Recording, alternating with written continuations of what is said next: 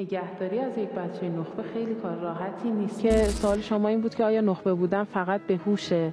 بله، هوش مهمه، یکی از آیتم های نخبه بودنه، اما محیط قدرتش خیلی بیشتره. یعنی اگر ما خدا بهمون یه بچه نخبه به لحاظ آیکیو بده ولی تو محیطی بخواد رشد بکنه که رسیدگی نداشته باشه، توجه نشه به نیازهاش، بچه‌های نخبه نسبت به سایر بچه‌های عادی حساس‌ترن به لحاظ عاطفی، به لحاظ نیازهای روانشناختی، چون دنیا رو با جزئیات بیشتری می‌بینن. کل دنیا یه انتظار ویژه‌ای از بچه‌های نخبه است.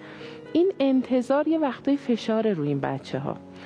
اگه بخوایم فرایند رشدی یک بچه نخبه رو نگاه کنیم، میشه اینجوری تعریف کرد که بچه‌ها تو زمانی که حالا تو سن قبل از ورود به مدرسه‌ن، بچه‌های عادی با اسباب بازی میکنن، بازی‌های روتین دارن. بچه‌های نخبه خیلی اسباب بازی‌های عادی جذابیت براشون نداره. میرن جعبه ابزار بابا رو میارن، میرن ظرف و ظروف مامان رو میارن، میرن ادویه‌جات رو میارن. اونا اصلا بازیشون فرق داره. بعد سوالاشون چرا درخت‌ها سبزن؟ چرا آسمون آبیه؟ و تمومی هم نداره. بچه‌های امروز اکثرا هم می‌طورن. یعنی سوالاتیه که گاهن خود والدین در لحظه گیر میکنن.